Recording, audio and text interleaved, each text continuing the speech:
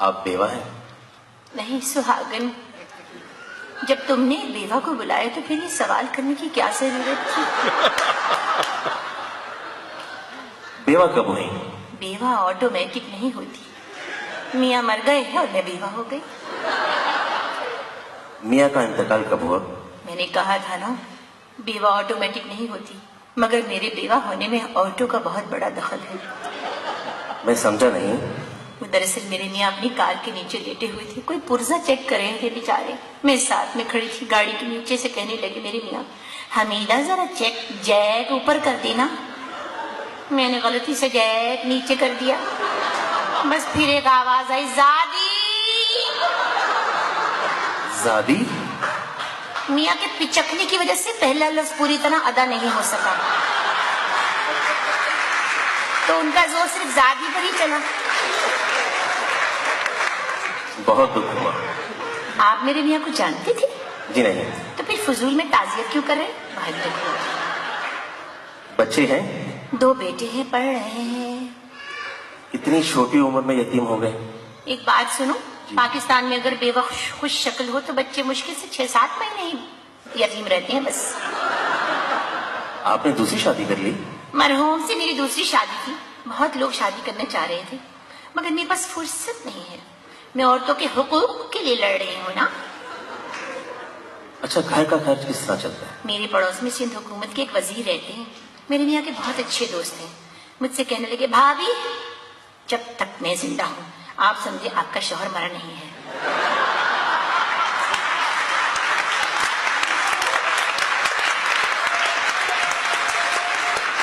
ये तो उन्होंने बहुत बुरी बात की। उनको तो ये कहना चाहिए था कि आपका भाई जिंदा है, आपको कोई परेशानी नहीं होगी। देखिए, मेरा कोई भाई नहीं है, तो फिर वो कैसे कह सकते थे?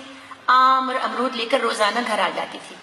मेरी सास के घुटनों में दर्द रहता था ना, तो आकर हमेशा हमारे दरमियान बैठ जाती थी। परसों उन्होंने मेरी सास को इलाज के लिए टंडू आदम भिजवा दिया।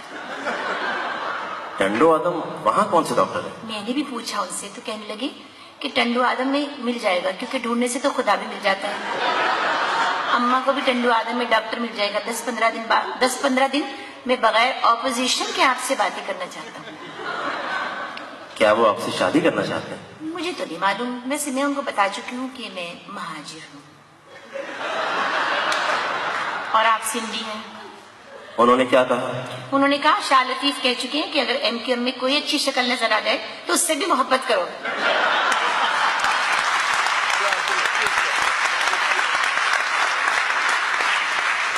शाह अब्दुल लतीफ भिलाई के जमाने में MQM कहाँ से आ गई? वैसे मैंने तारीख पढ़ी नहीं, वरना मैं उनसे पूछती जरूर। सिंधी वतीब क्या कह रहे हैं? कल रोते हुए कह रही थी बेचारी कि मैं आपसे मुतहद्दा होना चाहता हूँ। मैंने कहा, मैं मुतहद्दा छोड़ चुकी हूँ, मुस्तफा कमाल की तरफ हूँ। फिर कहने लगी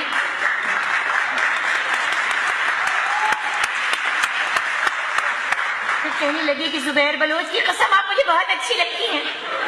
मैंने कहा, साईं इसी वक्त चले जाए यहाँ से। फिर उन्होंने क्या कहा? वो तो मैं नहीं बता सकती।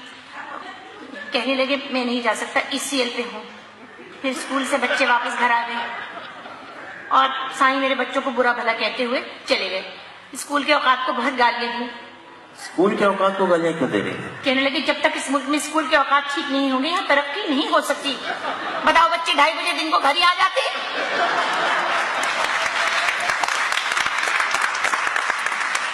आप साईं से शादी करना चाहती हैं?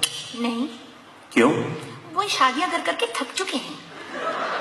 आपकी शादी हो चुकी? जी हाँ। एक? जी हाँ। तौबा करें तौबा, एक तो सिर्फ अल्लाह की जात है।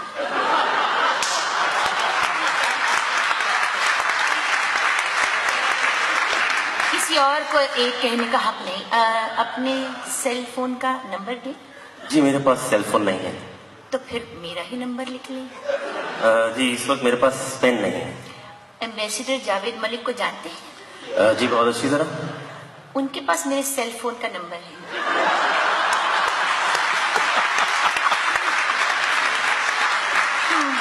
वो तो बहुत शरीफ इंसान। पाकिस्तान में जितने शरीफ है ना, उन सब के पास मेरा फोन नंबर है। तुम्हारे पास तो सेल फोन ही नहीं है। जी नहीं। एक बात सुन लो, झूठ जो लोग बेवा से झूठ बोलते हैं ना, वो बख्शे नहीं जाते हैं। आप जा सकती हैं। जा रही हूँ, मगर तुम बख्शे नहीं जाओगे। चलो यहाँ से, कहीं फजूल कहीं के। Thank you.